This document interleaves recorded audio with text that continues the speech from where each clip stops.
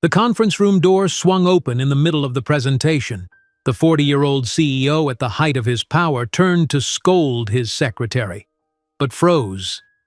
4 little boys in identical miniature suits stood at the doorway. Identical faces, dark skin, and his own eyes staring back at him 4 times over. Behind them stood the maid he had abandoned 7 years earlier, at the very moment she told him she was pregnant. "They heard today is the company's anniversary," she said, her voice as steady as steel, "and they came to meet their father's legacy." What he didn't know was that this interruption would implode his empire and force him to confront the man he was before all the money. But before we dive into the full story, let me know where you're watching from and what time it is. Now subscribe to the channel and let's get started. I'd like to welcome everyone to this special 10th anniversary celebration, Richard Thompson said, his voice confident as he stood at the front of the gleaming conference room. Today marks a decade of Thompson Technologies building a legacy of excellence. The room filled with polite applause. 50 of Chicago's most powerful business leaders and investors sat around the massive oval table, their attention fixed on the tall man in the expensive gray suit. At 40 years old, Richard Thompson had everything a person could want: a successful technology company, a luxury penthouse overlooking Lake Michigan, and a beautiful fiancée from one of the city's wealthiest families. "Our profits this quarter have increased by 20%, Richard continued, clicking to the next slide in his presentation. Thompson Technologies continues to lead the industry in both innovation and market growth. In the front row, Sophia Williams smiled proudly at her fiancé. Her diamond engagement ring caught the light as she brushed a strand of blonde hair from her face. As the daughter of William Williams, one of Richard's biggest investors, their upcoming marriage would unite 2 powerful Chicago families.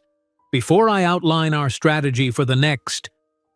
Richard stopped mid-sentence as the large double doors at the back of the conference room swung open. Everyone turned to look. 4 small boys walked into the room. They appeared to be around 6 years old and completely identical, with dark hair and serious expressions. Each wore a perfectly pressed navy blue suit with a red tie. They walked in a straight line with perfect posture, stopping just inside the doorway. Behind them stood a woman in her mid-30s. She wore simple black pants and a white blouse. Her natural hair was pulled back neatly, and her expression remained calm as the entire room stared at her. Richard felt the blood drain from his face. He knew her immediately. "Maya," he whispered, but the microphone picked up his voice, carrying it across the silent room. "Hello, Richard," she said, her voice clear and steady. "It's been a long time." Richard's hand began to shake, causing the presentation clicker to fall from his fingers and clatter onto the floor. His mind raced back 7 years to the day Maya Johnson had stood in his home office. She had been his housekeeper then, telling him she was pregnant after their brief relationship. He had fired her immediately, paid her 2 months' salary, and made her sign papers promising never to contact him again. "What is this?" Sophia asked, rising from her chair and looking between Richard and the woman with the 4 children. One of the board members, an older man named Harold Peters, stood up. "Security!" he called toward the door. "No!" Richard said quickly, raising his hand to stop the guards who had appeared at the doorway. "It's fine." It was not fine. Nothing about this situation was fine. Richard stared at the 4 small boys. Each had his gray-blue eyes. Each had his cleft chin. There was no denying they were his children. The whispers began, spreading through the room like wildfire. "The boys wanted to meet their father," Maya said, placing her hands gently on the shoulders of 2 of the children. "They wanted to see what your legacy looks like up close." Richard felt dizzy. The word legacy echoed in his mind as he looked at the projection screen behind him. The Thompson Technologies logo shone brightly with the company's slogan beneath it, "Building a Legacy of Excellence." "Richard, who are these children?"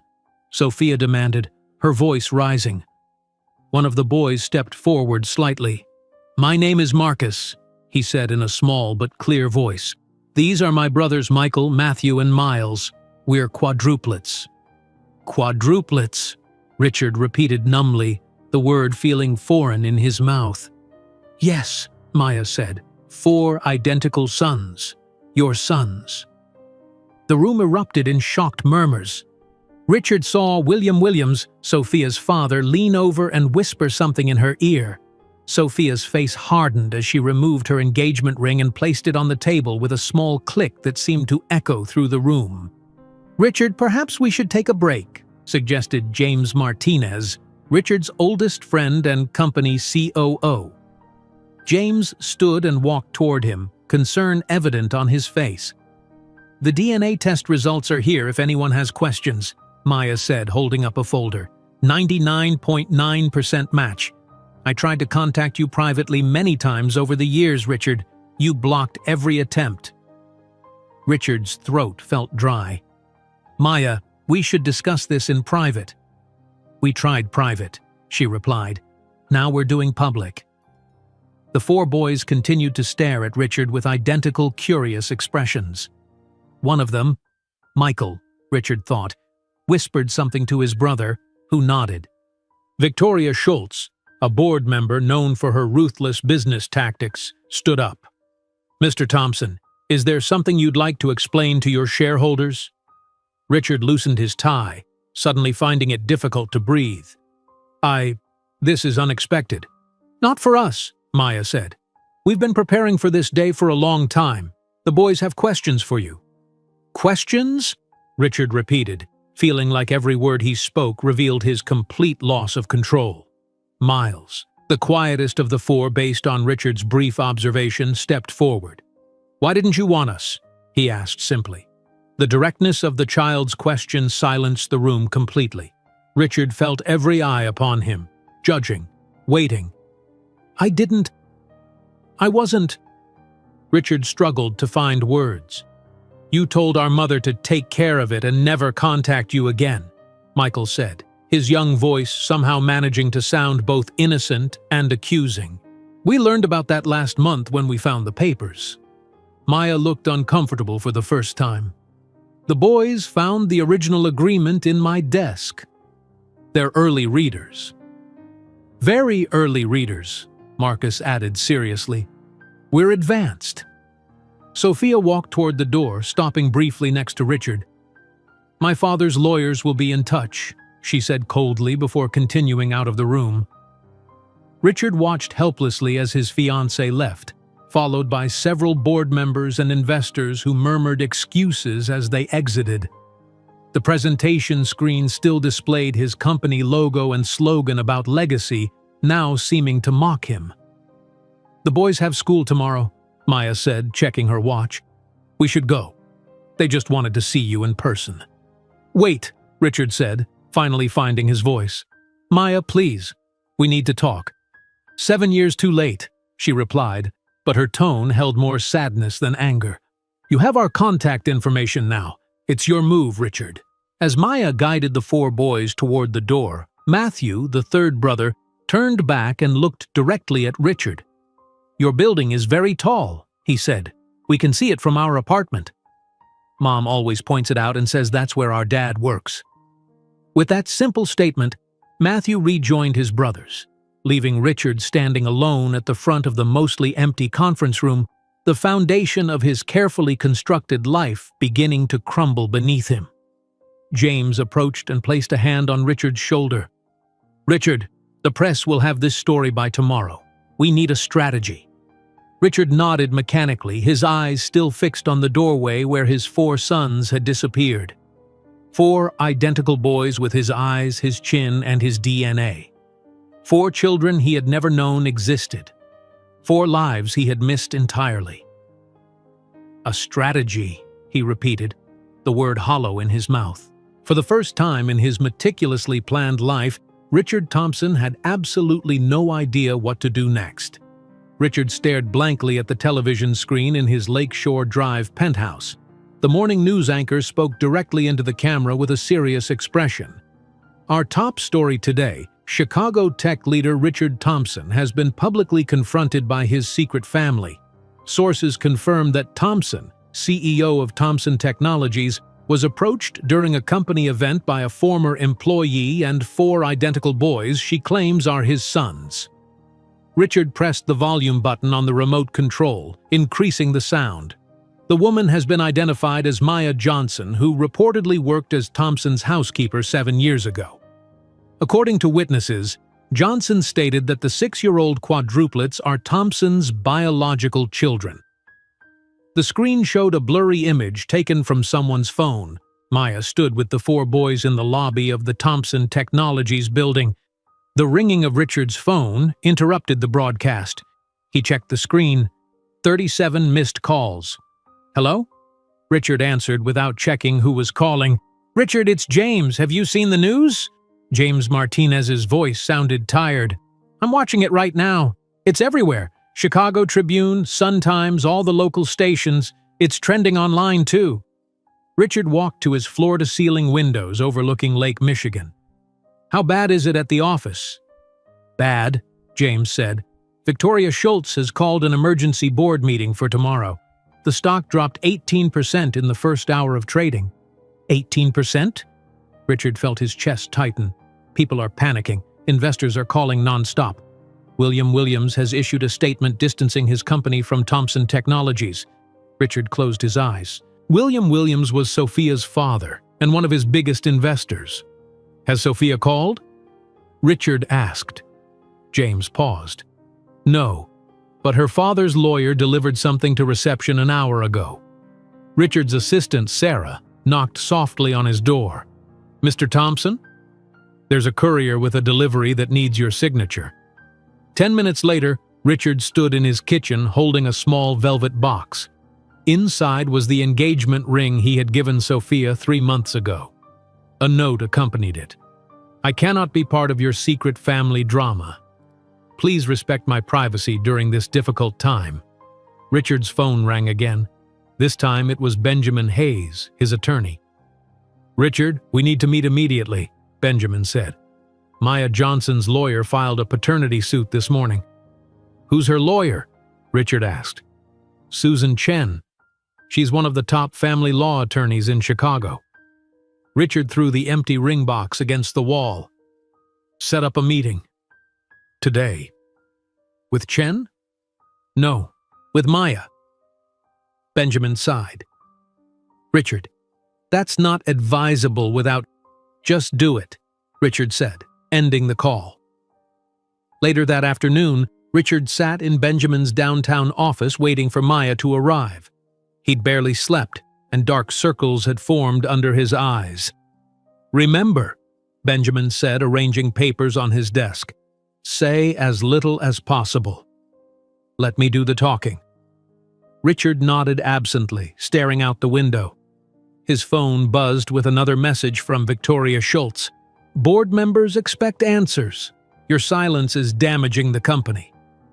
The office door opened, and Maya walked in accompanied by a sharp-looking woman in a tailored suit. Maya wore simple black pants and a blue blouse. She looked tired but composed. "Mr. Thompson, Mr. Hayes," the woman said. "I'm Susan Chen, representing Ms. Johnson and her children."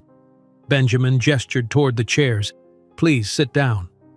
Once they were seated, Benjamin opened a folder. "We'd like to resolve this matter quickly and discreetly." Susan nodded. "That would have been preferable 7 years ago." "We're prepared to offer a very generous settlement," Benjamin continued, sliding a document across the desk. $5 million in exchange for a comprehensive confidentiality agreement. Maya looked at the paper but didn't touch it. Richard leaned forward. "Maya, be reasonable. This arrangement would secure your future and the boys' education." Maya finally spoke, her voice calm. "They don't need your money now. They needed a father for the past 6 years." "I understand you're upset," Richard began. "No, you don't understand," Maya said. "After you fired me, I moved in with my mother in South Chicago. I was pregnant with quadruplets, working 3 jobs while taking online nursing classes. Do you know how hard it is to find childcare for 4 babies?" Richard remained silent. "They were born 2 months early," Maya continued. "They spent their first 6 weeks in incubators. The medical bills were enormous. My mother helped until she died 2 years ago." Susan Chen placed a hand gently on Maya's arm. "The children have a right to know their father. Money can't replace that relationship." "What exactly do you want?" Richard asked. "The court will decide appropriate child support," Susan answered. "But most importantly, the boys need their father to be present in their lives." Benjamin shook his head. "My client has built a life and a company. He can provide financial support, but your client helped create 4 human beings," Susan interrupted. "Financial support is the bare minimum legal requirement." Richard stood up suddenly. "I need some air." Outside on Michigan Avenue, Richard loosened his tie and took deep breaths. Pedestrians walked past, some glancing at him with recognition. His phone rang again, James calling with more bad news about investors pulling out. When Richard returned to the office, Benjamin was alone. "They left," Benjamin said. "Chen says they'll proceed with the court date next week." Richard sat heavily in a chair. "What are my options?" "Realistically, not many. We can fight the paternity claim, but what?" Benjamin looked uncomfortable. "The similarity between you and those boys is striking. Any judge would see it. So I just submit to a DNA test? Admit they're mine? It might be the quickest way forward. If they are yours, and Chen seems very confident, fighting will only drag this out and cause more damage." 3 days later, Richard sat in a medical office as a technician swabbed the inside of his cheek. The DNA test was court-ordered after Richard missed the deadline to voluntarily submit a sample. "Results typically take 3 to 5 business days," the technician explained. The wait was just 2 days. Benjamin called Richard at home. "The results came in early," Benjamin said, his voice serious. 99.9% probability of paternity for all 4 boys. Richard sat on the edge of his bed. "What does this mean legally?" "The court will establish child support based on your income. Given your financial situation, it will be substantial. And visitation? They're starting with supervised visits at a family center in Evanston. 2 hours, once a week." Richard ran a hand through his hair. "Supervised? Like I'm dangerous?" "Standard procedure when there's been no previous relationship," Benjamin explained. "The court also mandates parenting classes and therapy sessions." After hanging up, Richard walked to his home office and opened his laptop. He typed Maya Johnson, Chicago into the search engine. The results surprised him. A small article from a community newspaper showed Maya in a nursing graduation ceremony from 2 years ago. The caption mentioned she had completed her degree while raising quadruplet sons as a single mother. Another search result showed her receiving a community service award from a South Chicago neighborhood association. The photo showed Maya surrounded by the 4 boys, all wearing matching sweaters. Richard clicked on another link, a GoFundMe page from 5 years ago. Help Maya and the Quadruplets showed pictures of 4 tiny babies in incubators. The page described how Maya was working multiple jobs to cover massive medical bills for her premature sons. Richard's doorbell rang. His assistant Sarah stood there with a thick envelope. "This just arrived from the court," she said. "It requires your signature." Inside were official papers establishing temporary child support and a visitation schedule. Attached were school photos of the 4 boys, Marcus, Michael, Matthew, and Miles. All had Richard's gray-blue eyes and cleft chin. Richard spread the photos across his desk. 6 years old. He had missed their entire lives so far. His phone rang again. Victoria Schultz calling for the 5th time that day. "Richard, the board meeting is tomorrow at 9. Your position as CEO will be discussed. I strongly suggest you attend if you want to have any hope of saving your job." Richard barely heard her. He was still staring at the photos of the 4 identical boys, his sons, the boys who had his eyes, his chin, his DNA. He picked up the court order detailing his first supervised visitation, scheduled for Saturday afternoon at the Evanston Family Center. The thought of meeting these children, really meeting them, not just seeing them crash his presentation, filled him with a mixture of dread and something else he couldn't identify. Richard reached for his phone and called James. "I need you to help me prepare for the board meeting," Richard said, "and I need to know what to wear to meet my kids on Saturday." James handed Richard a shopping bag outside the Evanston Family Center on Saturday afternoon. "I got what you asked for. Jeans, casual sweater, nothing with a designer label." Richard peered inside the bag. "Thank you. How did the board meeting go after I left?" "Victoria is still pushing, but I bought you some time," James said. "Focus on today. These kids are your priority right now." Richard nodded and walked toward the entrance of the small brick building. A colorful sign with painted handprints welcomed visitors to the Evanston Family Center, where families grow together. Inside, the receptionist directed Richard to room 3. The space looked nothing like the sleek conference rooms he was accustomed to. Alphabet posters covered the walls. A small table held plastic bins of toys. 4 tiny chairs surrounded a low activity table. "Mr. Thompson?" A woman with gray hair and glasses approached. "I'm Mrs. Patel, your court-appointed visitation supervisor."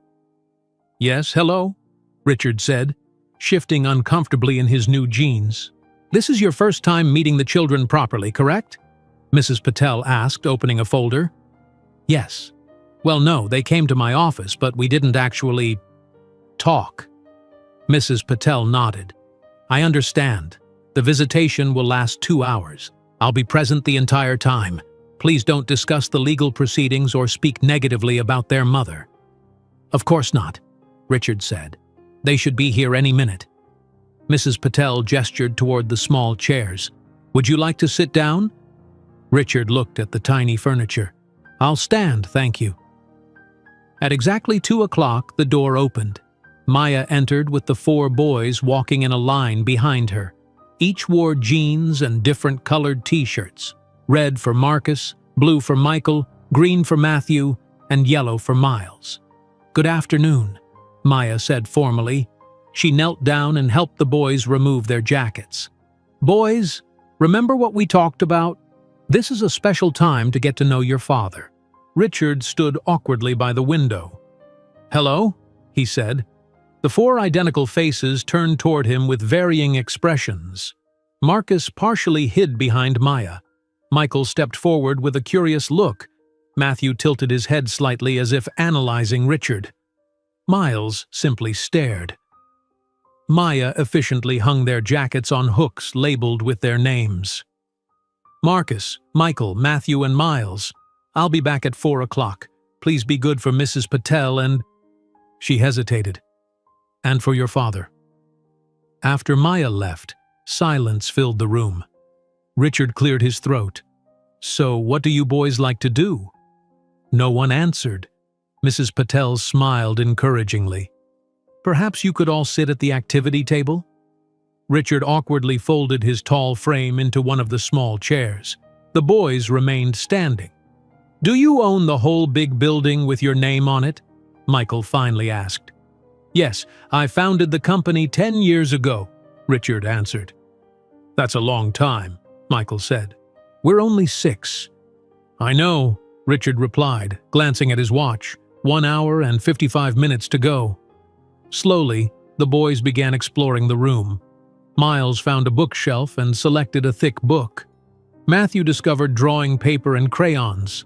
Michael continued standing near Richard, studying him with intense curiosity. Marcus moved toward a shelf of puzzles and selected one with 500 pieces. He carried it to a corner table and quietly emptied the box. "That puzzle might be too advanced," Mrs. Patel said gently. Richard watched as Marcus methodically turned all the pieces picture side up and began sorting edge pieces.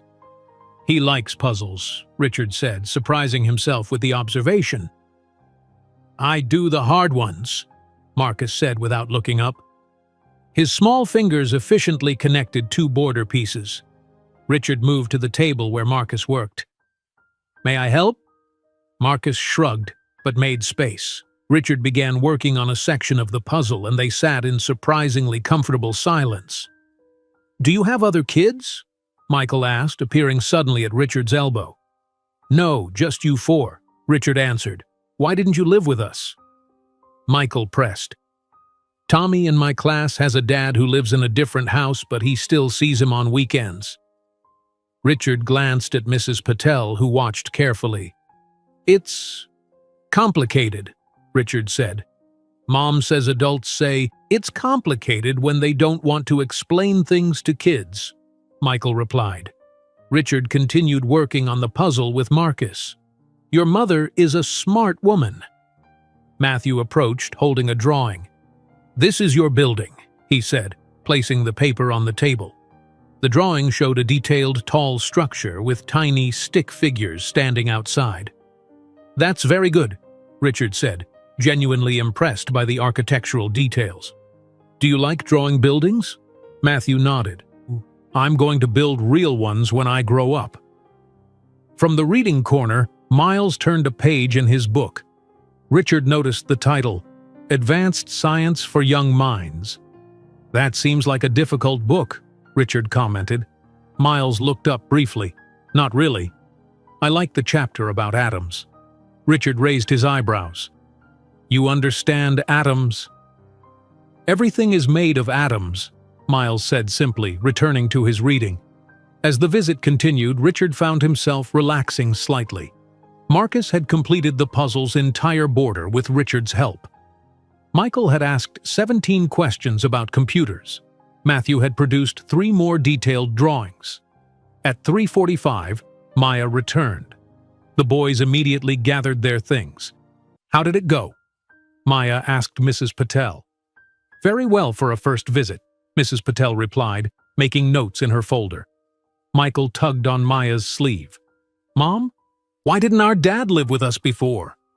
Maya knelt to Michael's level. "Sometimes adults make mistakes. Your father wasn't ready to be a dad when you were born." "Is he ready now?" Michael asked. Maya glanced at Richard. "That's something we'll all find out together." After Maya and the boys left, Mrs. Patel handed Richard a form. "You did well today, Mr. Thompson. Your next visit is scheduled for next Saturday, same time." Richard nodded, feeling strangely exhausted. 3 days later, Richard sat in Dr. Williams' office for his court-mandated therapy session. "How was the visitation?" Dr. Williams asked. Richard stared out the window. "Strange. They're so small." "They're 6 years old," Dr. Williams said with a slight smile. "They're smart, though," Richard continued. "The one in the yellow shirt, Miles, was reading about atomic structure, and Marcus solved most of a 500-piece puzzle. They sound exceptional." Richard nodded slowly. "They remind me of myself at that age, always figuring things out, analyzing. How does that make you feel?" Before Richard could answer, his phone buzzed. "Excuse me, I need to take this." It was James. "Richard, we have a problem. Victoria called an emergency executive committee meeting without notifying us. She's gathering support to force a vote on your leadership." "When?" "Friday. And she's meeting with William Williams right now." Richard ended the call and turned to Dr. Williams. "I need to cut this short. There's a crisis at work." "Richard," Dr. Williams said as he stood to leave, "remember that your relationship with these boys may depend on your ability to prioritize them, even when work demands your attention." Richard nodded distractedly and hurried out. In the car, he called Benjamin. "I need options," Richard said. "Victoria's making her move faster than we expected." "The board has legitimate concerns," Benjamin replied. "Your public image affects the company. The best strategy is to show you're taking responsibility for the children while remaining committed to the business." "I have another visitation on Saturday." "Don't miss it," Benjamin warned. "The court takes these schedules very seriously." Richard ended the call and stared out the window as his driver navigated through Chicago traffic. He thought about Marcus's methodical approach to the puzzle, Matthew's detailed drawings, Michael's endless questions, and Miles's advanced reading.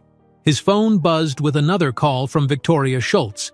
At the same time, a text came through from Mrs. Patel confirming Saturday's visitation and asking if he would like to bring a game or activity for the boys.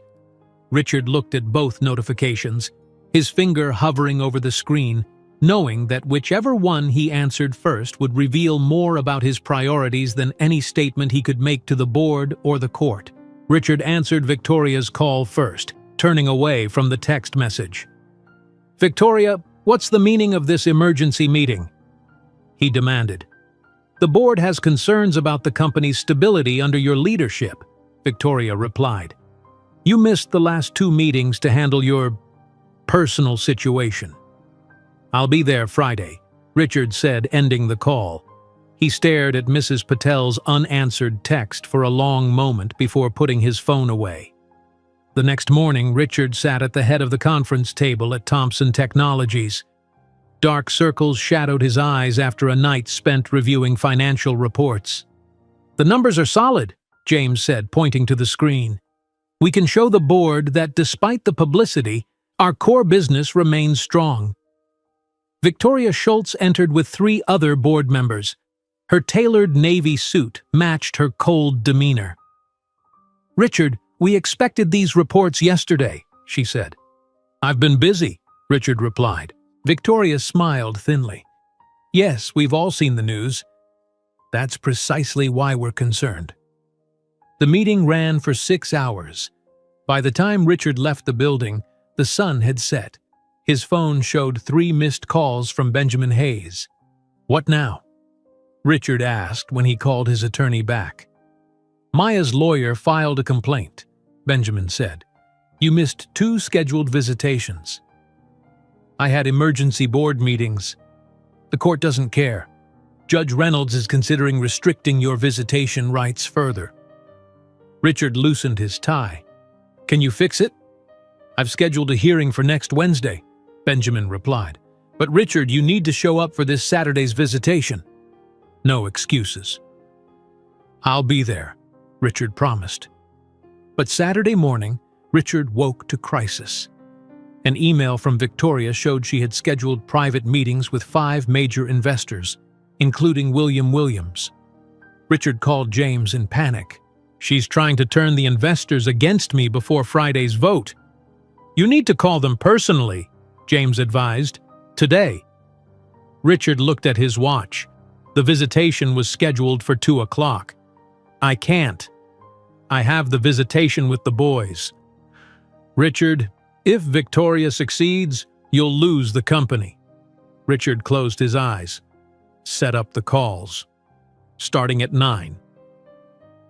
The morning passed in tense conversations with investors. Richard paced his penthouse, phone pressed to his ear, promising stability and growth despite his personal challenges. At 1:30, he was still on a call with their largest investor in Seattle. "I understand your concerns," Richard said, watching the minutes tick by. "But Thomson Technologies remains a solid investment." The call ended at 2:15. Richard immediately phoned the family center.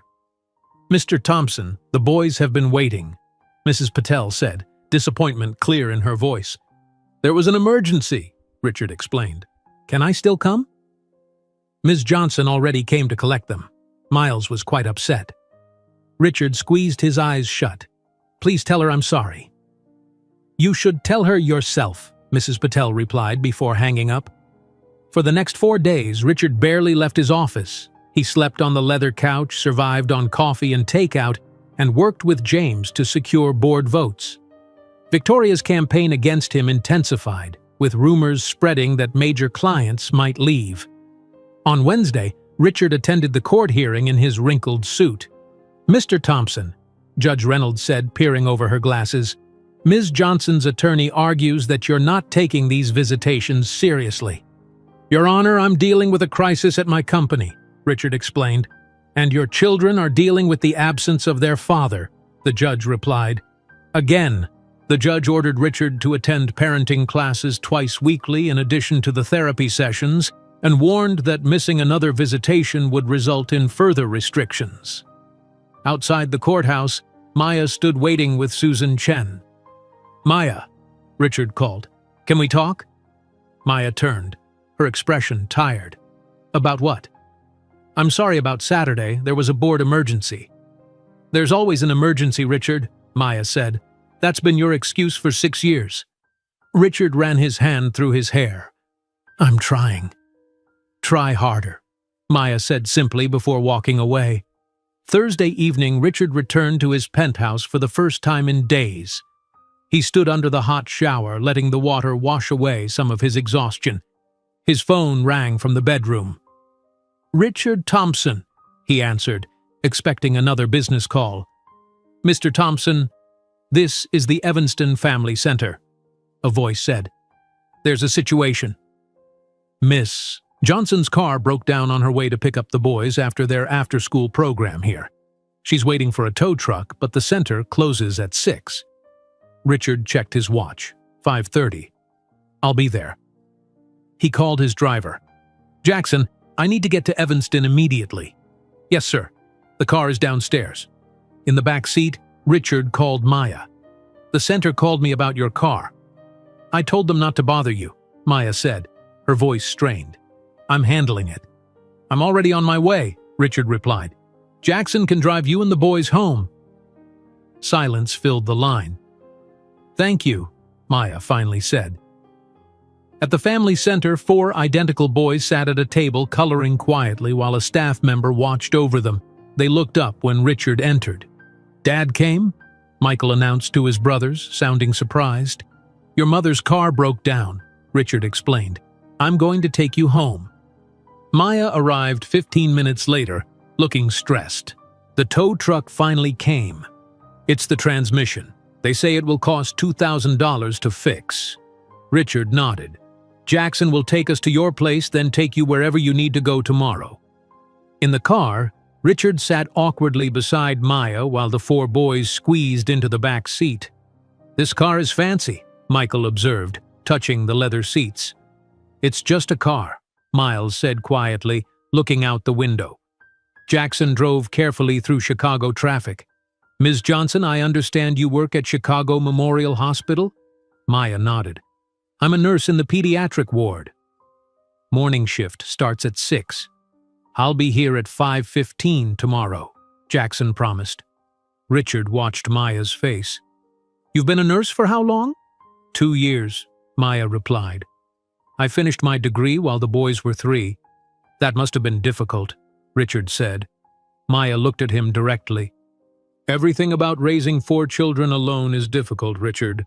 They arrived at a modest apartment building in South Chicago. Maya led them up 2 flights of stairs to a small apartment. "It's not much," she said as she unlocked the door, "but it's home." Richard stepped inside, taking in the cramped living space. A small kitchen opened to a living area with a worn couch and bookshelves packed with children's books. 3 doors led to what he assumed were bedrooms and a bathroom. "Boys, wash your hands for dinner," Maya directed. As the children disappeared into the bathroom, Richard noticed the walls were covered with their artwork and school certificates. "You've done well with them," he said quietly. Maya put her keys down. "I had no choice." "Jackson will take you to work tomorrow," Richard said, "and I'll make sure your car gets fixed." "We don't need charity," Maya replied. "It's not charity. It's—" Richard paused. "It's the bare minimum I can do." Before Maya could respond, the boys returned. Richard noticed for the first time how cramped their home was. A door stood open to a small bedroom with 2 bunk beds. "All 4 of them share one room?" Richard asked. Maya nodded. "We make it work." As Richard prepared to leave, Matthew approached with a folded paper. "This is for you." Richard opened it to find a drawing of a tall building labeled Dad's Work. Outside stood 4 small stick figures labeled Us. "Thank you," Richard said, his throat suddenly tight. "We wanted to see inside your building," Matthew explained, "but we only got to the big room that one time." Richard carefully folded the drawing and put it in his pocket. "Maybe next time you can see more of it." As Jackson drove Richard back to his penthouse, Richard unfolded Matthew's drawing again. The four small figures stood outside the tall building, unable to enter the world where their father spent his time. His phone rang. It was James. "Victoria has the votes," James said gravely. "The board meeting tomorrow is just a formality. They're going to remove you as CEO." Richard continued staring at the drawing. "What time is the meeting?" 1:00, James replied. "But Richard, there's something else." The boys' school called the office. "Apparently, you're listed as an emergency contact now. Their science fair is also tomorrow at 1. Maya put your name on the form as a parent who might attend." Richard looked out at the Chicago skyline, then back at the drawing in his hand. The stick figures outside the building seemed to stare back at him accusingly. "Richard? Did you hear me? You're about to lose your company." Richard touched one of the small stick figures with his finger. "I heard you, James. I heard you perfectly." Richard woke early Friday morning with Matthew's drawing still on his nightstand. He picked it up and studied the four small figures outside the tall building. As he prepared for the day, his mind kept shifting between the board meeting and the science fair, both at 1:00, both demanding his presence. His phone rang at 7:30. "Mr. Thompson? This is Nurse Carter from Chicago Memorial Hospital. I'm calling about Miles Johnson." Richard gripped the phone tighter. "What happened?" "Miles was brought to the emergency room early this morning with a severe asthma attack. His mother is here but asked us to notify you as well." "Is he okay?" Richard asked, already moving toward his closet. "He's stable now, but the doctor wants to keep him for observation." "Tell them I'm on my way," Richard said. 20 minutes later, Richard rushed through the entrance of Chicago Memorial Hospital. At the front desk, he identified himself. "I'm looking for Miles Johnson. He was brought in with an asthma attack." The receptionist directed him to the pediatric floor. As the elevator doors opened, Richard saw Maya sitting in a chair outside a room. She wore wrinkled scrubs, her hair pulled back messily. Dark circles shadowed her eyes. "Maya?" Richard called, walking quickly toward her. She looked up, surprise crossing her tired face. "You came." "Of course I came. How is he?" "Better now," Maya said. "The doctor got his breathing stabilized. They want to monitor his oxygen levels for a few more hours." Richard looked through the window into the hospital room. Miles lay in a bed that seemed too big for his small frame. An oxygen mask covered his face. Marcus, Michael, and Matthew sat quietly in chairs beside the bed. "What happened?" Richard asked. "He woke up at 4 this morning struggling to breathe," Maya explained. "It's happened before, but not this severe in a long time. I recognized it immediately and got him here." "You were already at work?" Maya nodded. "Night shift. I was about to leave when I got a call from Mrs. Rivera next door who stays with the boys overnight. I ran to the pediatric emergency room and they brought him right in." Richard noticed how Maya's hands trembled slightly. "Have you slept at all?" She shook her head. "I can't. Not until he's discharged." "May I see him?" Richard asked. Maya nodded and led him into the room. The three boys looked up when Richard entered. "Dad came," Michael said to his brothers, his usual energy subdued. Richard approached the bed carefully. Miles' eyes were closed, his chest rising and falling with each breath. "Hey, Miles," Richard said softly. Miles' eyes fluttered open. He attempted to speak but started coughing instead. "Don't try to talk," Maya said, adjusting his oxygen mask. "Just rest." A doctor entered the room, chart in hand. "Ms. Johnson, we have the results from the latest oxygen test." "Dr. Patel, this is Richard Thompson, the boy's father," Maya said. Dr. Patel nodded at Richard. "Mr. Thompson, I understand this is Miles's first serious episode in several months." Richard looked helplessly at Maya. I don't know his medical history." "Miles has had asthma since birth," Maya explained. "A complication from being born prematurely." The doctor turned to Richard. "We'll need to adjust his medication." "Does asthma run in your family?" Richard shook his head. Not that I know of. My father had it, Maya added. It can skip generations. Dr. Patel made notes on the chart. Miles will need daily medication and should avoid strenuous activity for the next week. I'll check back in an hour. After the doctor left, Richard watched as Maya professionally checked Miles's IV line and adjusted his blanket. You're good at this, Richard observed. I'm a pediatric nurse, Maya said simply, and I've been managing his condition since he was born. Richard's phone buzzed in his pocket. The screen showed James calling, undoubtedly about the board meeting. Richard silenced it without answering. Marcus, Michael, Matthew, Maya said to the other boys. Why don't you go to the playroom down the hall for a little while? Mrs. Rivera brought your books and games. After the other boys left, Richard sat in a chair beside Miles' bed. Can I get you anything? Richard asked Maya. Coffee?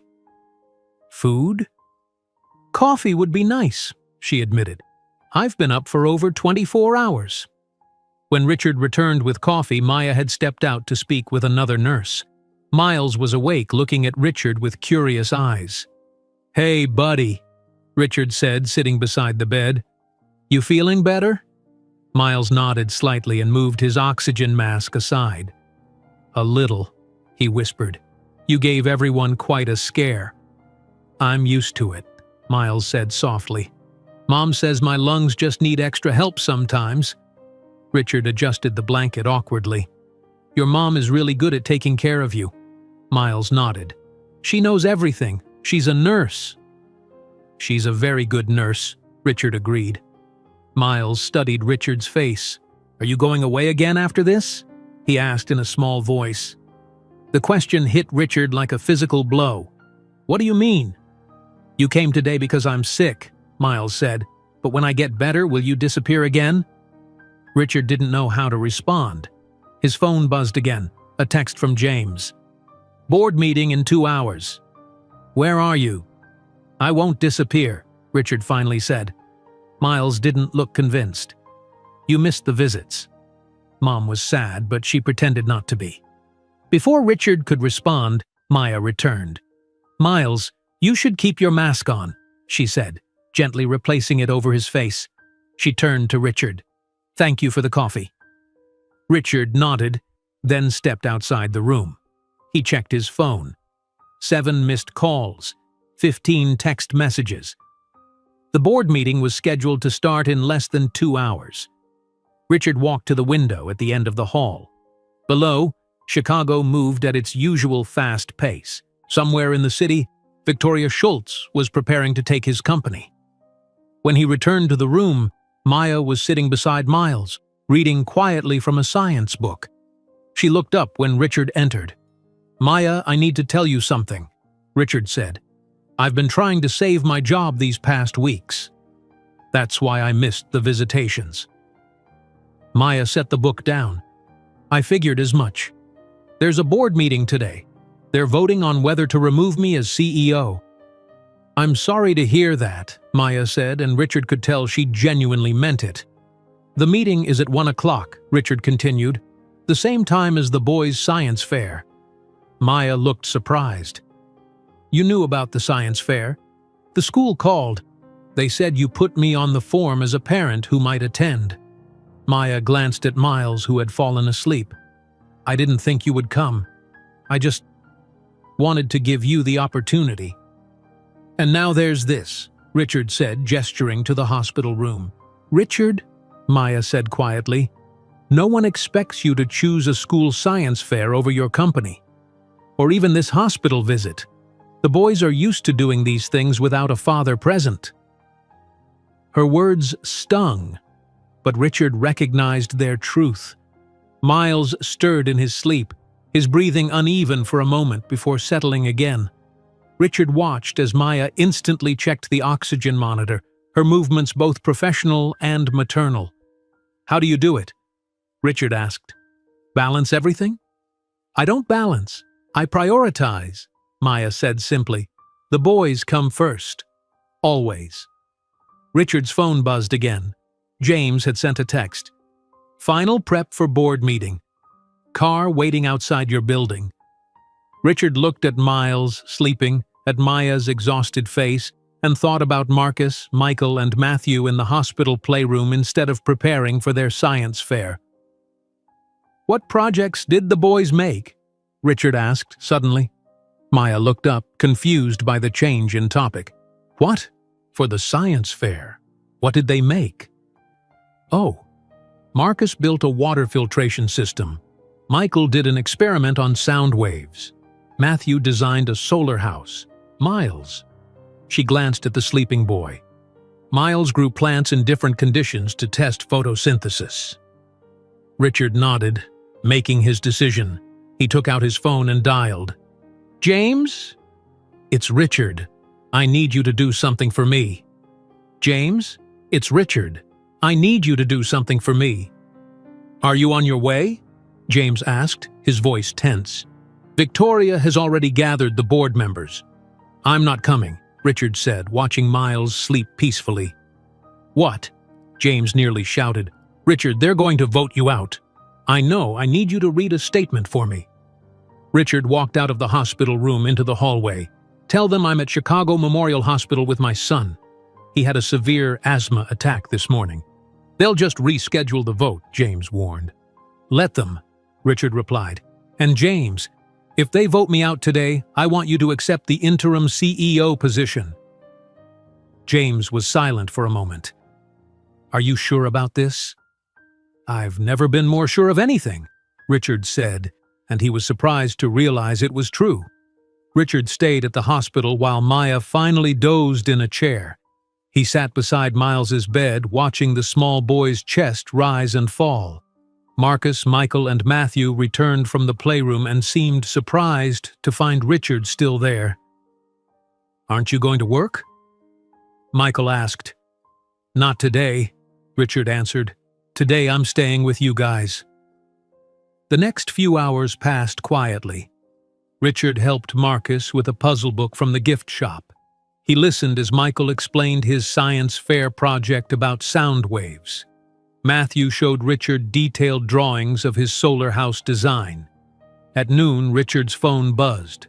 James had sent a text. "Board voted. You're temporarily suspended as CEO. I've been named interim." "I'm sorry, Richard." Richard stared at the message for a long moment, then put his phone away. He had expected to feel devastated, angry, perhaps even panicked. Instead, he felt strangely calm. At 2 o'clock, Dr. Patel returned with good news. "Miles' oxygen levels have improved significantly," she said. "We can discharge him this afternoon. He'll need to continue his medication and should rest for the next week." When Maya woke, Richard showed her the doctor's notes. "She says he can go home today." Maya checked the chart professionally. "His levels are good. Thank you for staying, Richard." "Of course," he said simply. At 4:30, Miles was officially discharged. Richard called Jackson to bring the car. "I can take you all home," Richard offered. Maya hesitated. "We could take the bus. We're used to it." "Please," Richard said. "Let me do this."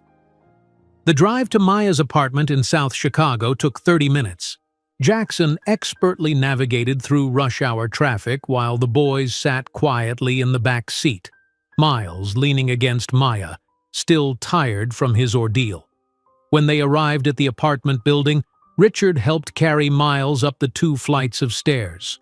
Inside the apartment, he got his first real look at where his sons had been growing up. The living room was small but tidy, with a worn couch and a small television. Bookshelves lined one wall packed with children's books, many from the public library based on their labels. The kitchen was tiny, but spotlessly clean, with alphabet magnets decorating the refrigerator. "Boys, go wash your hands," Maya directed. "Then quiet activities only. Miles needs rest." As the boys moved to the bathroom, Richard noticed the bedroom doors. Maya followed his gaze. "That's my room," she said, pointing to one door.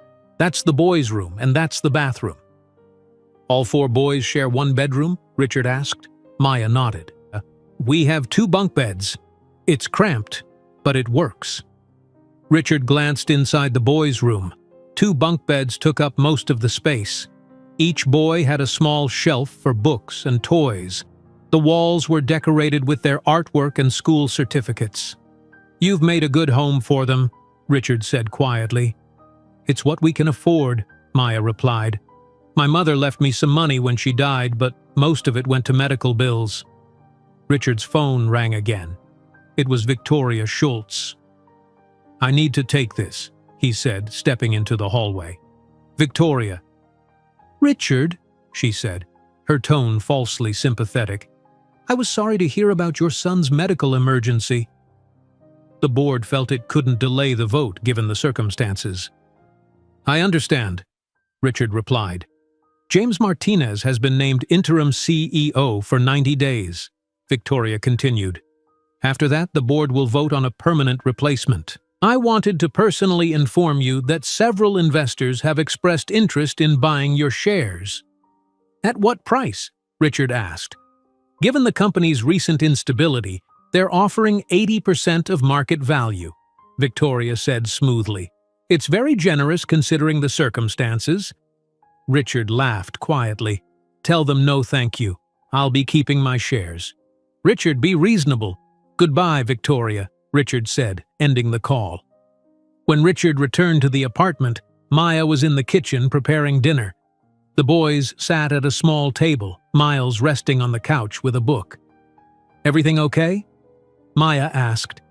"The board voted to suspend me," Richard said.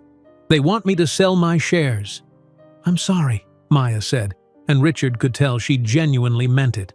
"Don't be," Richard replied. "For the first time in years, I think I'm seeing clearly." Richard stayed for dinner, squeezed around the small table with Maya and the 4 boys. The meal was simple, pasta with vegetables. But Richard found himself enjoying it more than any restaurant dinner he'd had in months. After dinner, Richard helped clean up while Maya got Miles settled for the night. "I should go," Richard said when she returned to the kitchen. "You all need rest." Maya nodded. "Thank you for today. For staying at the hospital and helping us get home." "I want to be involved, Maya," Richard said. "Really involved, not just when there's an emergency." Maya studied his face. "What about your company?" "The company will be fine without me for a while," Richard said. "The boys won't." The next morning, Richard met with a real estate agent in Oak Park, a neighborhood much closer to Maya's apartment than his downtown penthouse. "I need a place with at least 3 bedrooms," Richard told the agent. "Something immediately available, furnished if possible." By the end of the day, Richard had signed a 6-month lease on a modest house with a small yard. The furnishings were simple but comfortable. Most importantly, it was only 15 minutes from Maya's apartment. That afternoon, Richard attended his therapy session with Dr. Williams. "You missed our last appointment," Dr. Williams noted. "Miles was in the hospital," Richard explained, "and I've been suspended as CEO of my company." Dr. Williams raised his eyebrows. "That's a lot of change very quickly. How are you feeling about it?" Richard thought for a moment. "Strangely okay. I spent 10 years building Thompson Technologies. I thought losing control of it would destroy me. But yesterday, sitting in that hospital room with Miles, nothing felt more important than being there." "That's significant progress, Richard," Dr. Williams said. "What's your plan now?" "I'm moving to Oak Park to be closer to the boys," Richard replied. "I want to be part of their lives, really part of it, not just for scheduled visits." The following week, Richard attended parent-teacher conferences at the boys' school. Ms. Reynolds, their first-grade teacher, seemed surprised to see him. "Mr. Thompson, I didn't expect you to come," she said, shaking his hand. "I want to be involved in my son's education," Richard replied. Ms. Reynolds smiled. "Well, I have lots to share. Each of your boys has distinct strengths. Marcus excels in mathematics and puzzles, though he's very shy in group activities. Michael is our class storyteller with amazing verbal skills. Matthew has extraordinary spatial reasoning. His building designs are remarkable. And Miles has reading comprehension 2 grade levels above average." Pride swelled in Richard's chest. They're pretty amazing kids. Ms. Johnson has done a wonderful job with them, Ms. Reynolds said. It hasn't been easy for her as a single mother. Richard nodded. I'm beginning to understand that. After the conference, Richard drove to the community center in South Chicago that Maya had mentioned once. Inside, he introduced himself to the director, Mrs. Washington. I'm interested in learning about your programs, Richard explained. Maya Johnson mentioned you helped her when the boys were younger. Mrs. Washington's eyes widened in recognition. You're the boy's father? Yes. Maya has been part of our community for years. We provided emergency child care when her mother passed away. We also helped her apply for scholarship programs for her nursing degree. What other services do you offer? Richard asked. We help single parents with child care, job training, educational resources, Mrs. Washington explained. Our funding is limited, though. We turn away dozens of families each month because we simply don't have the resources. Richard took out his business card. I'd like to learn more about how organizations like yours operate. Maybe there's a way I could help. That evening, sitting in his new Oak Park home, Richard opened his laptop and began researching community support systems for single parents. He was shocked to learn how many people like Maya fell through the cracks, working multiple jobs yet still struggling to provide for their children. His phone rang. It was James. How are things at the office? Richard asked. Chaotic, James admitted. Victoria is already pushing for permanent changes. But that's not why I called. Some investors heard you're selling your penthouse. They're wondering if this means you're preparing to sell your shares too. I'm not selling my shares, Richard said firmly. The penthouse never felt like home anyway. After hanging up, Richard looked around his new, modest living room. On the coffee table lay a science book Miles had left during their weekend visit. Marcus's half-completed puzzle sat on the dining table. Michael's action figures were lined up on the windowsill. Matthew's drawings were taped to the refrigerator. For the first time in years, Richard felt like he was exactly where he needed to be. 6 months after meeting his sons for the first time, Richard stood outside Lincoln Park Elementary School with other parents. The dismissal bell rang, and children poured from the building. Richard spotted the 4 identical boys immediately. They walked together in their matching school uniforms but with different colored backpacks, red, blue, green, and yellow. Dad! Michael spotted him first, breaking into a run. The others followed quickly. Hey guys, Richard said, kneeling to accept their hugs. How was school today? I got 100 on my math test, Marcus said quietly. Ms. Reynolds liked my story about astronauts, Michael added. Matthew pulled a drawing from his backpack. I designed a new playground for the school. Miles smiled shyly. We're reading a book about dolphins. I already finished it. Richard listened attentively to each boy as they walked to his car. This after-school pickup was now part of his regular routine. Mondays, Wednesdays, and Fridays. The boys would spend the afternoon at his house in Oak Park, and he would drive them to Maya's apartment before her evening shift at the hospital. At home, Richard helped the boys with homework at the dining table. Marcus worked on advanced math problems while Richard checked Michael's spelling words. Matthew spread his art supplies across one end of the table, designing a bridge for a school project. Miles read quietly, occasionally asking Richard about difficult words. Dad, when's dinner? Michael asked. I'm starving. In 30 minutes, Richard replied. We need to finish homework first. Richard's phone rang. It was Maya. Hi, Richard, she said. Just checking that everything's on schedule? My shift starts at 7. We're good, Richard assured her. Homework's almost done, then dinner. I'll have them home by 6:30. Thanks, Maya said. Oh, and Miles has a checkup tomorrow. Dr. Patel wants to adjust his medication again. I'll take him, Richard offered. I've already rescheduled my meeting with the lawyers. Are you sure? Maya sounded surprised. Of course, Richard said. I've been to the last 3 appointments. I know his medical history now. You've been keeping track, Maya noted. approval in her voice. "I'm trying," Richard said simply. After hanging up, Richard helped Miles with a science worksheet while the other boys finished their homework. His phone buzzed with a text from James. "Board meeting update. Victoria pushing new product line without proper testing. Company could face problems. Need your input." Richard texted back, "Call me tonight after 8, then put his phone away to focus on the boys. Later that week, Richard sat in a cafe in Lincoln Park, checking his watch. The door opened and Sophia Williams walked in. She looked polished as always, in an expensive dress and perfect makeup. Heads turned as she crossed the room.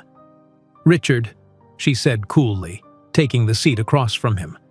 "You look different." Richard touched his casual sweater self-consciously. "Thanks for meeting me, Sophia." "My father said I should hear you out," Sophia replied. "He's curious about this foundation you're starting." "That's what I wanted to discuss," Richard said.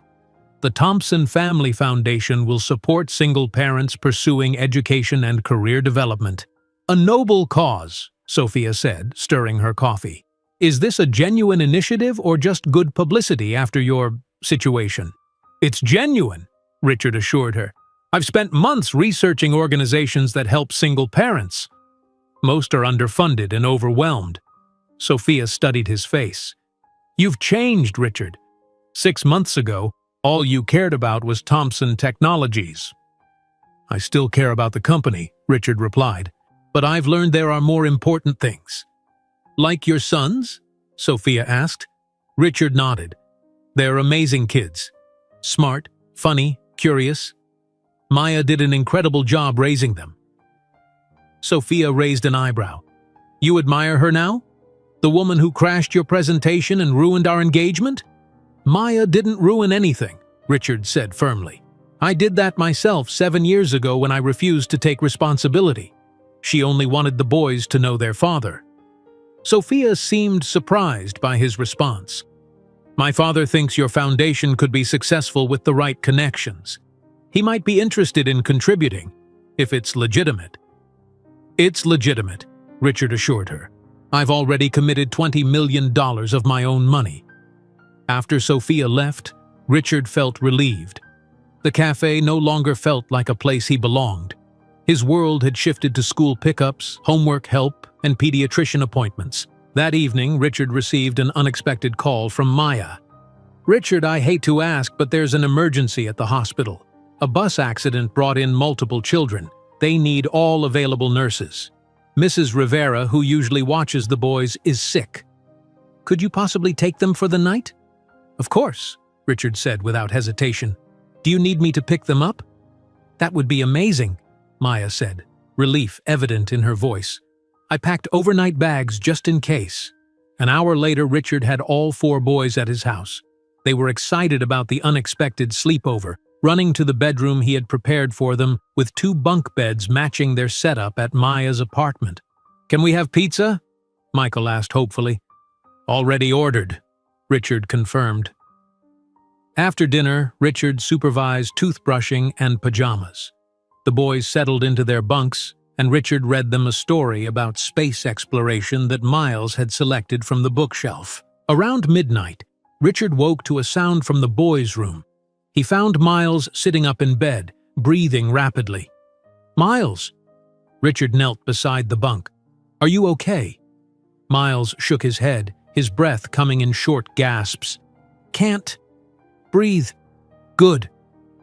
Richard immediately recognized the signs of an asthma attack. He had learned what to do over the past months. "It's okay," Richard said calmly, reaching for Miles's inhaler in his overnight bag. "Remember what Dr. Patel taught us? Slow breaths." Richard helped Miles use his inhaler, then sat beside him, rubbing his back gently. "That's it. Nice and slow." The other boys had woken up, watching with concerned faces. "Is Miles okay?" Marcus asked worriedly. "He'll be fine," Richard assured them. "His airways just need some help."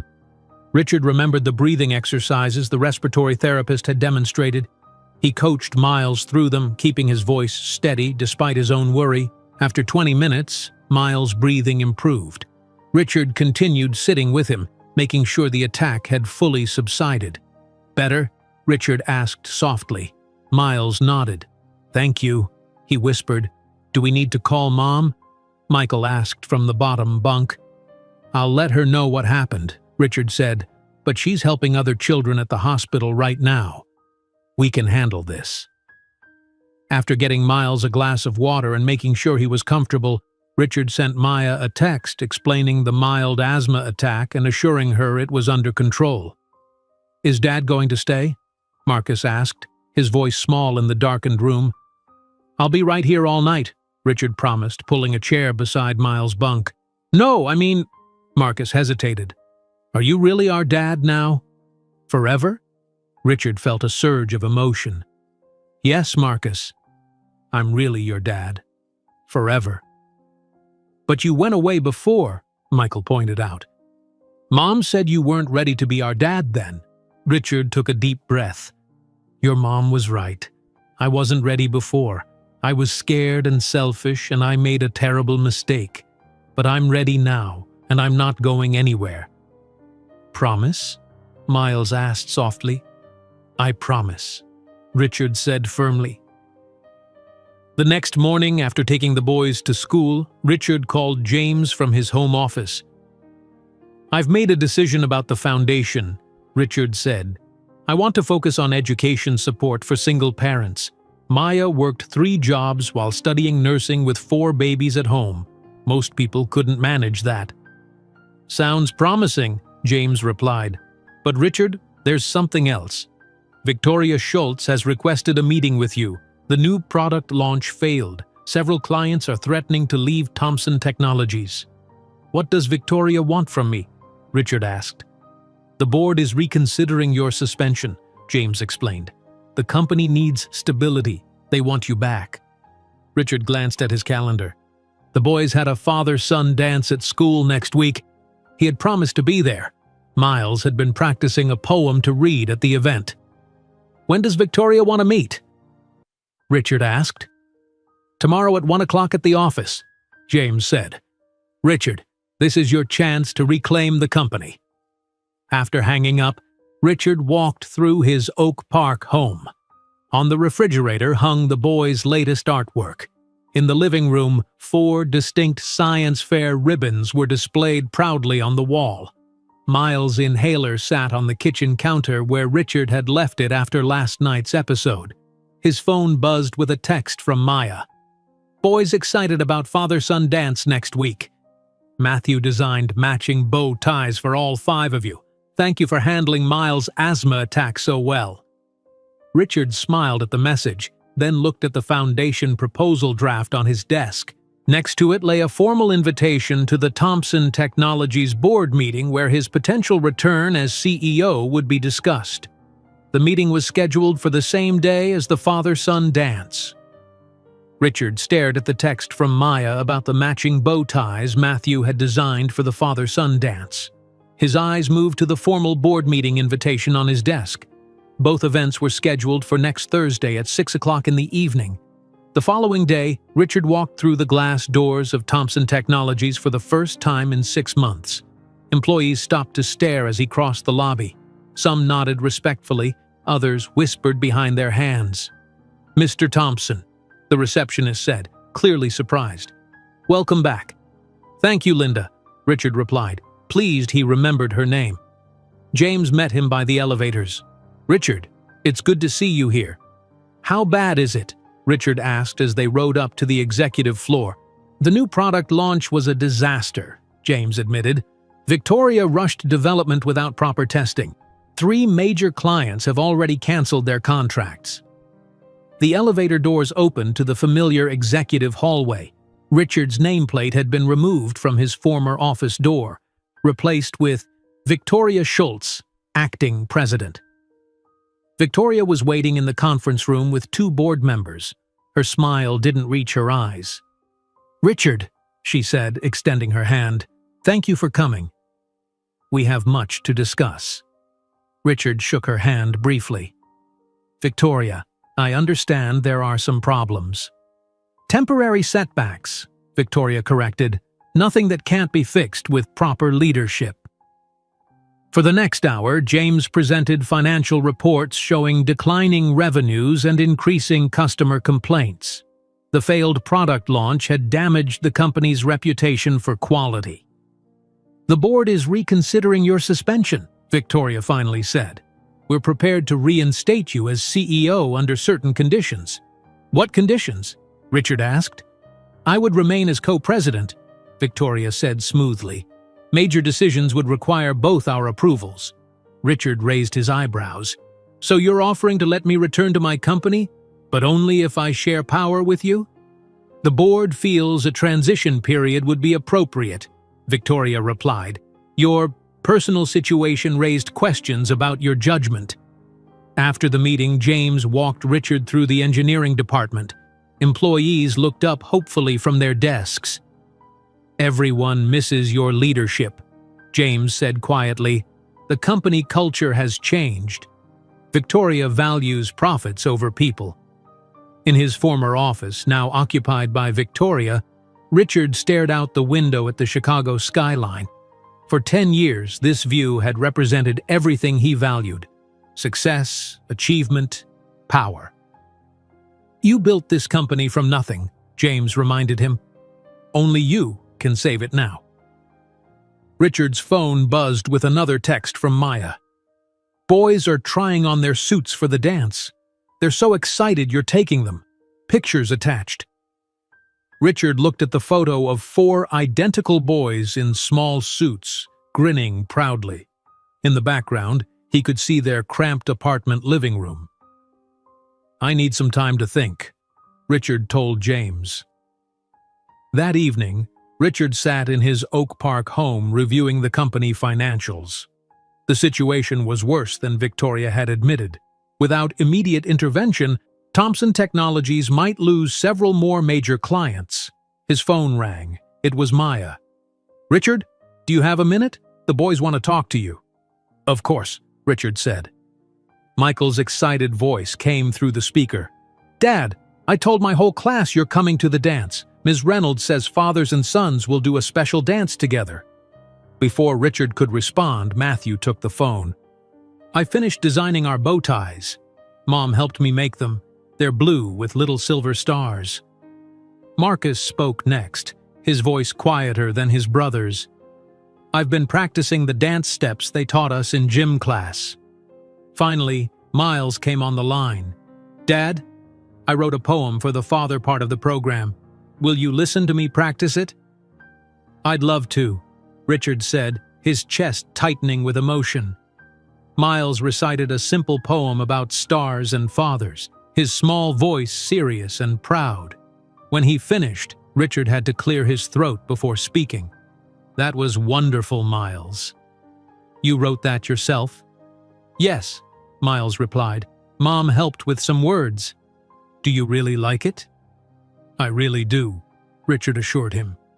After saying goodnight to the boys, Maya came back on the line. "They're beyond excited," she said. "They've never had a father to take to these school events before." "Maya," Richard began hesitantly, "there's a board meeting at Thomson Technologies the same evening as the dance. They want me to return as CEO." Maya was silent for a moment. "I see. Will you be able to make it to the dance afterward?" "The meeting will run late," Richard said. "I wouldn't make it in time." "The boys will understand," Maya said, though her voice carried disappointment. "Your company needs you." "I haven't decided yet," Richard admitted. "Richard," Maya said gently, "no one expects you to choose a school dance over saving your company. The boys have managed without you at events their whole lives." After they hung up, Richard sat in silence. Maya's words echoed in his mind. "The boys have managed without you at events their whole lives." The next morning, Richard drove to Thomson Technologies for another meeting. Victoria presented her conditions for his return in a formal document. "The board will vote on Thursday evening," she explained. "With your signature on this agreement, I can guarantee your reinstatement as CEO with the conditions we discussed." Richard took the document without signing. "I'll review it with my lawyers." As he walked through the building, employees stopped to wish him well. Many expressed hope for his return. In the lobby, Richard paused to look at the large company logo on the wall, his name in elegant silver letters. Richard's phone buzzed. It was a text from Maya with another photo. 4 small bow ties laid out on a table, each perfectly made with blue fabric and tiny silver stars. The caption read, "Matthew stayed up late finishing these. He's so proud." Outside, Richard called James. "I need you to arrange something." On Thursday evening, the Thomson Technologies boardroom filled with board members and key investors. Victoria Schultz sat at the head of the table in a sharp black suit, a confident smile on her face. James Martinez entered and whispered something to her. Her smile faltered. "What do you mean he called a press conference?" Victoria demanded. In the main lobby of Thomson Technologies, employees gathered around as security set up a podium near the front entrance. Television news crews positioned cameras while reporters checked microphones. At exactly 6 o'clock, the elevator doors opened and Richard Thomson stepped out. He wore dress pants and a crisp white shirt, but instead of his usual silk tie, he wore a handmade blue bow tie with small silver stars. "Mr. Thomson," reporters called, "are you returning as CEO?" Richard approached the podium, his expression calm but determined. "Thank you all for coming," he began. "6 months ago, in this very lobby, my life changed forever when I met my 4 sons for the first time. Today, I'm making another life-changing decision."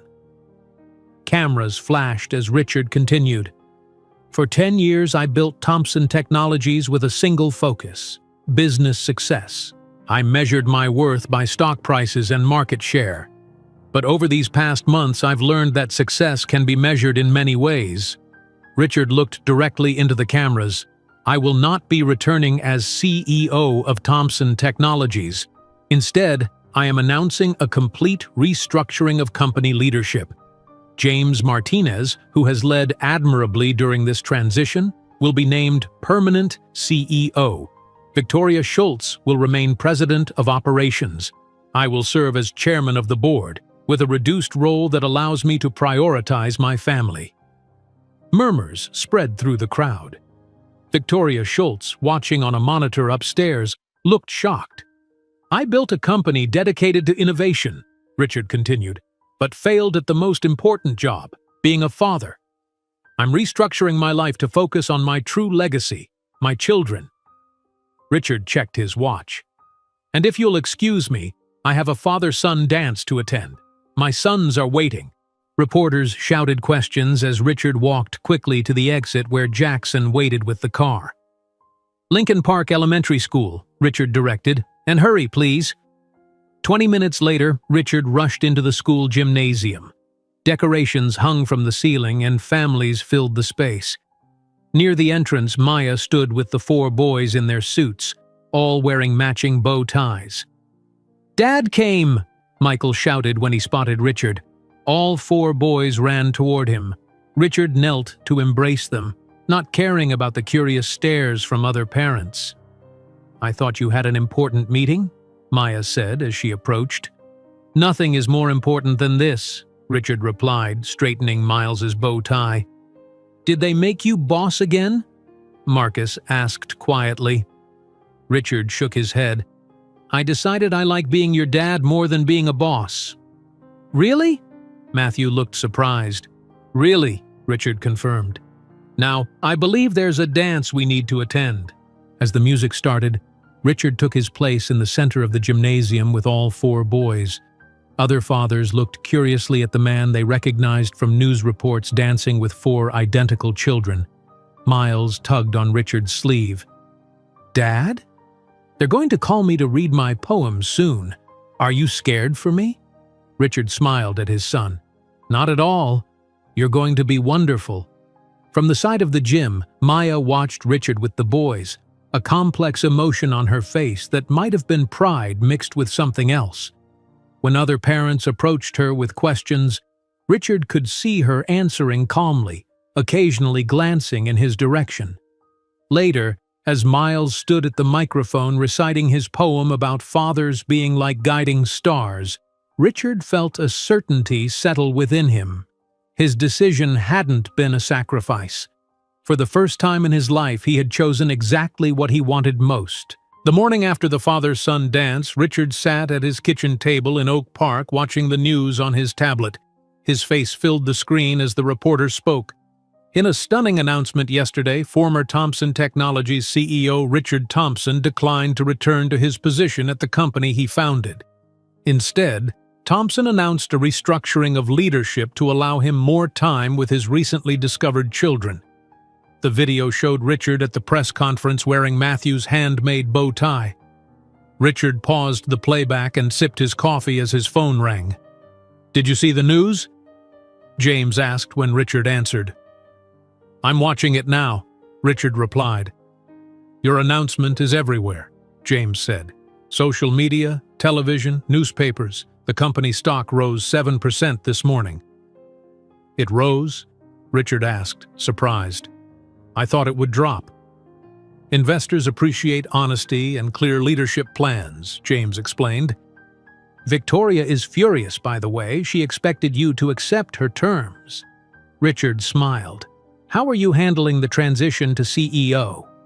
"One day at a time," James replied. "The board approved all your recommendations this morning. You're officially chairman now."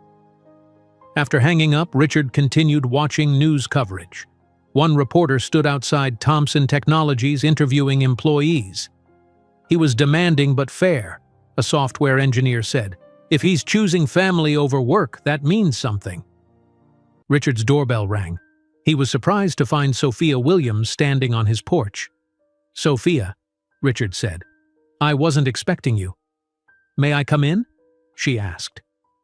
Richard led her into the living room, where evidence of the boys was everywhere. Books, toys, artwork on the walls. "So this is your new life," Sophia observed, looking around. "Quite different from your penthouse." "It is," Richard agreed. "What brings you here?" Sophia sat on the couch. "Your press conference yesterday. My father was impressed. He said it took courage to choose family over power." "Your father said that?" "Surprising, I know." Sophia smiled slightly. "He wants to discuss investing in your foundation, the one you mentioned during our coffee meeting." Richard nodded. "The Thompson Family Foundation. I'm finalizing the details now. He asked me to bring you this." Sophia handed Richard a business card. "His foundation director can help you set it up properly." As Sophia prepared to leave, she paused at the door. "You seem happier, Richard. It suits you." Later that morning, Richard drove to Maya's apartment. The boys were at school and she had just returned from her night shift at the hospital. "I saw the news," Maya said as she let him in. "Everyone at the hospital was talking about it." "I hope it didn't bother you," Richard said. Maya shook her head. "The boys are proud. Their teacher showed the class a clip from your press conference. Michael told everyone, 'That's my dad.'" Richard smiled. "I want to talk to you about something important. Do you have a few minutes?" They sat at Maya's small kitchen table. Richard placed a folder between them. "I've been working on establishing the Thompson Family Foundation," he explained. "It will support single parents pursuing education and professional development." "That's wonderful," Maya said. "The foundation will provide scholarships, childcare assistance, and mentoring programs," Richard continued. "I've committed $20 million to start." Maya's eyes widened. "That's substantial." "I want you to run it," Richard said directly. "What?" Maya looked shocked. "As the director," Richard clarified. "No one understands the challenges better than you do. You worked 3 jobs while studying nursing and raising quadruplets." "Richard, I don't have any experience running a foundation." "You have the most important experience," Richard insisted. "You lived it. We can hire people with non-profit expertise to handle the technical aspects." Maya stared at him. "Why are you doing this?" "Because there are thousands of people struggling like you did," Richard said. "They deserve support." After discussing the details for an hour, Maya agreed to consider the position. Richard left the folder with her to review. That afternoon, Richard received a call from a Chicago Tribune reporter. "Mr. Thompson, we're doing a follow-up story on your career change," the reporter explained. "We've spoken with some former employees who described your previous management style as ruthless." "That's probably accurate," Richard admitted. "Your college roommate from MIT told us you once said you'd never let a family slow you down. Would you care to comment on how your perspective has changed?" Richard thought for a moment. "I spent years believing success meant achieving business goals at any cost. I was wrong. True success is about the people you help along the way, not the people you climb over." The reporter seemed surprised by his candor. "Thank you for your honesty." The following weekend, Richard hosted all 4 boys at his house. They were playing in the backyard when Maya arrived to pick them up. "Have you had a chance to review the foundation proposal?" Richard asked as they watched the boys from the patio. Maya nodded. "It's impressive. I've made some notes." "I'd like to hear them," Richard said. "The scholarship program is good, but we should add emergency funds for medical situations," Maya suggested. "When the boys were born prematurely, the medical bills nearly bankrupted me." "Excellent point," Richard agreed. "What else?" "Affordable child care is essential," Maya continued. "When my mother died, I almost had to quit nursing school because I couldn't find reliable care for 4 toddlers." As they discussed the foundation plans, the boys played an elaborate game they had invented. Richard noticed how they naturally worked as a team despite their different personalities. "They're remarkable children," Richard said. "You did an amazing job raising them." "They are remarkable," Maya agreed, "and they're happier now that you're in their lives." 2 weeks later, Richard stood at a podium in the Thompson Technologies lobby again. This time, Maya stood beside him, looking professional in a simple blue dress. Behind them were large posters showing the Thompson Family Foundation logo, a stylized image of 4 stars in a constellation. Reporters filled the room as Richard spoke. "Today, I'm proud to announce the launch of the Thompson Family Foundation, dedicated to supporting single parents pursuing education and professional development," Richard began.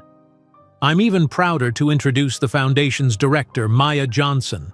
Cameras flashed as Maya stepped forward to the microphone. "As a single mother who worked 3 jobs while pursuing a nursing degree, I understand the challenges many parents face," Maya said confidently. "This foundation will provide resources I wish I'd had: scholarships, childcare assistance, mentoring, and emergency support." After the presentation, William Williams approached Richard and Maya. "Impressive initiative," he said, shaking their hands. "The Williams Foundation would like to match your initial investment, Mr. Thompson." "That's incredibly generous," Richard replied. "Not generosity, smart philanthropy," William corrected. "This addresses a real need." As the event concluded, a local news crew asked for an interview. The reporter positioned Richard and Maya in front of the foundation banner. "Mr. Thompson, many people were surprised by your decision to step back from CEO responsibilities," the reporter said. "Do you regret losing that position?" Richard glanced at the foundation logo with its 4 stars. "I didn't lose anything. I found what matters." "Ms. Johnson, how does it feel to lead this new initiative?" "It's an opportunity to help people who are struggling the way I once did," Maya answered. "As a nurse, I help people heal. Through this foundation, I can help them build better lives." After the interviews, Richard checked his watch. "We should go. The boys' school lets out in 30 minutes. "Will you take them this weekend?" Maya asked as they walked to the parking garage. "Yes, I'm taking them camping," Richard replied. "Marcus wants to look at stars without city lights. Michael wants to tell scary stories. Matthew wants to design a fort, and Miles wants to identify plants." Maya smiled. "You know them so well now." "I'm still learning," Richard said. "Every day." That evening, Richard's phone rang. It was Victoria Schultz. "Congratulations on your foundation launch," she said, her tone professional. The company is including it in our corporate social responsibility report. Thank you, Victoria, Richard replied. I misjudged you, Victoria admitted. I thought your family situation was a liability. The board now sees it as an asset to our public image. It's not about image, Richard said firmly. It's about doing what's right. After hanging up, Richard sat on his porch watching the sunset. His phone buzzed with a text from Maya showing the boys in their school science club. The caption read, "All 4 qualified for the state science competition next month." Richard smiled and typed his reply. Not surprised. They're brilliant, like their mother. For the first time in his life, Richard Thompson felt complete. The company that once defined his worth now occupied only a small portion of his thoughts.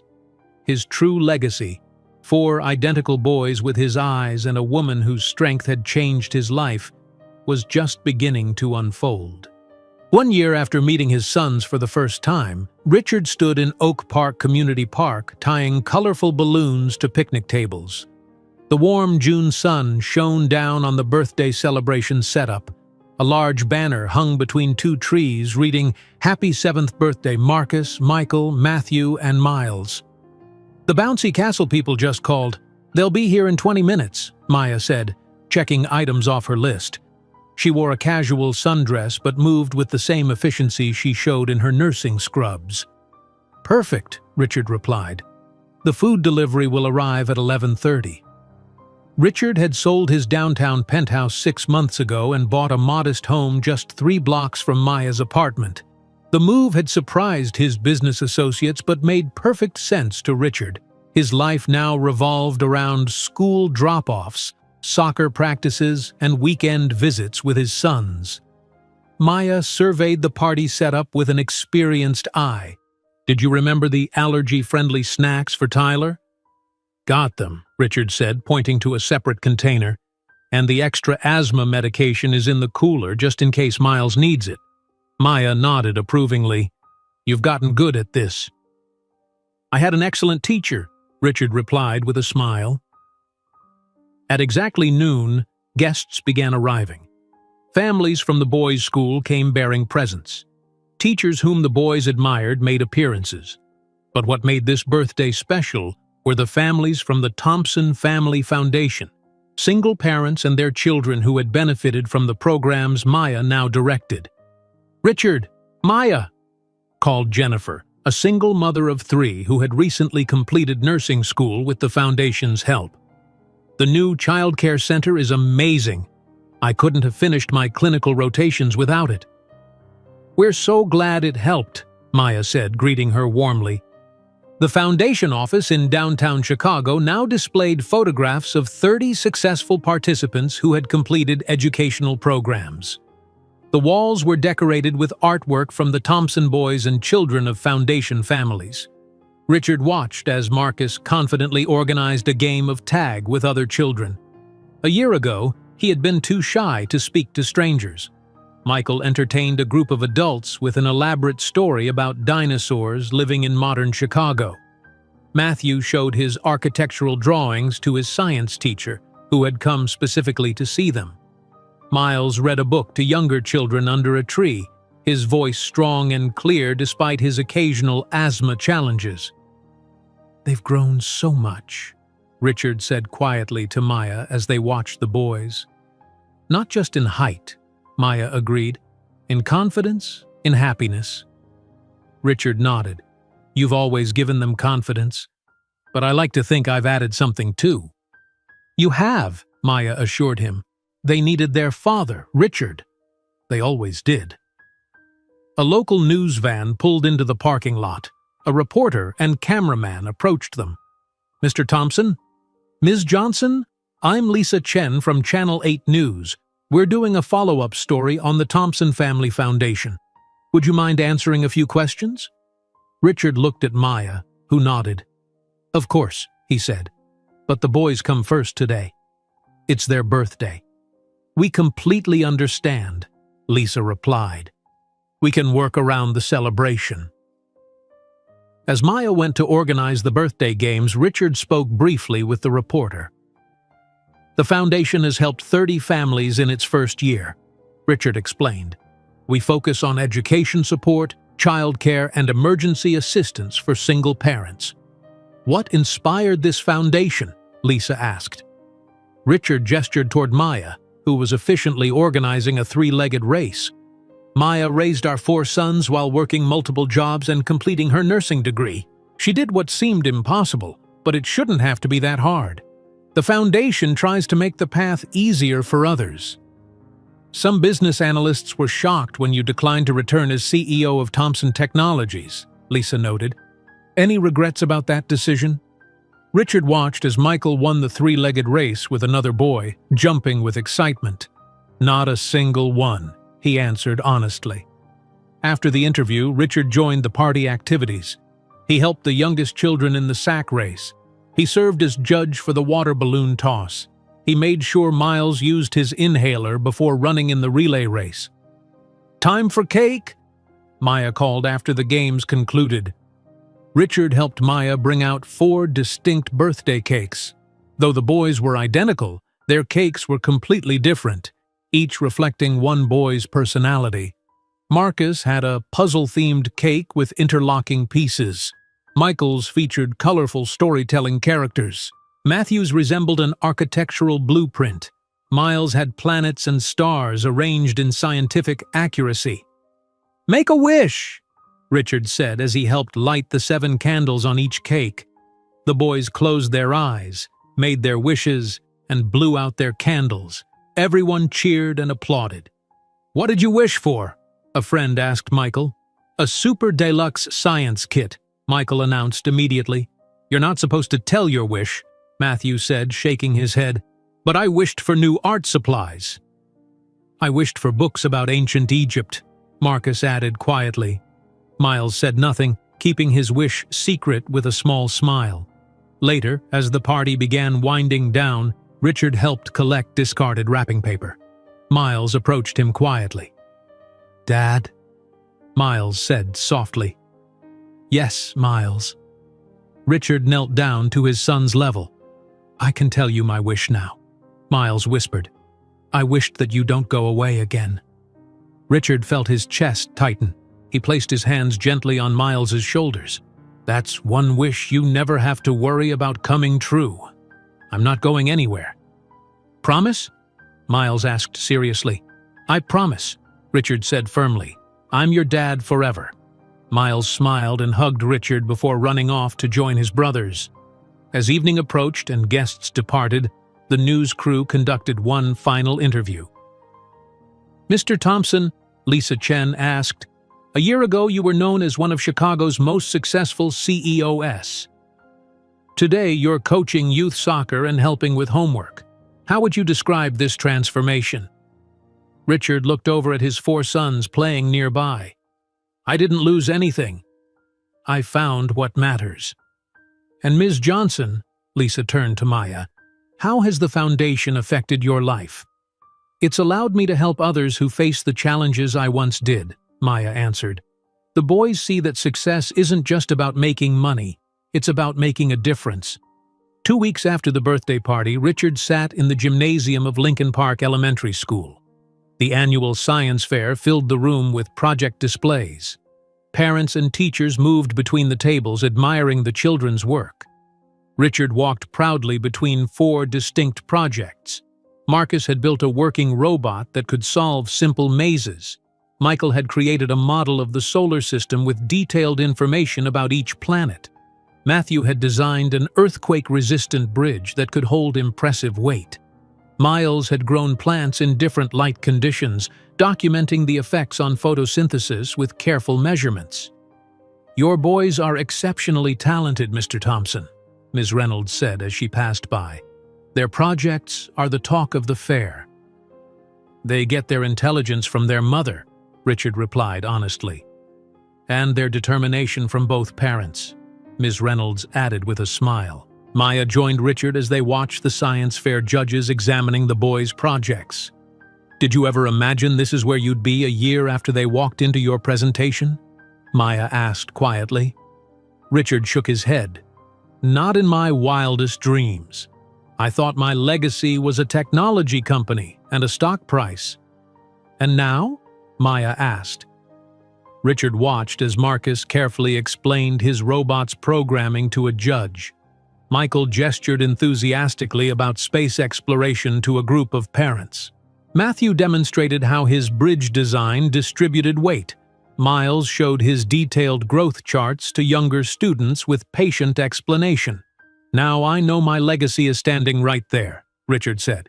4 remarkable boys who will grow into men who make the world better. And hopefully, a father they can be proud of. Maya smiled. They already are proud of you, Richard. We all are. As the awards ceremony began, Richard took pictures of each boy receiving recognition for their projects. His phone buzzed with a text from James. Board meeting update. Company stock at all-time high. Your foundation partnership is our most successful PR move ever. Still sure you don't want the CEO job back? Richard smiled and typed his reply. Completely sure. I already have the most important job in the world. The gymnasium lights dimmed for a video presentation. In the darkness, Richard felt a small hand slip into his, then another, and another, and another, until he held hands with all 4 of his sons.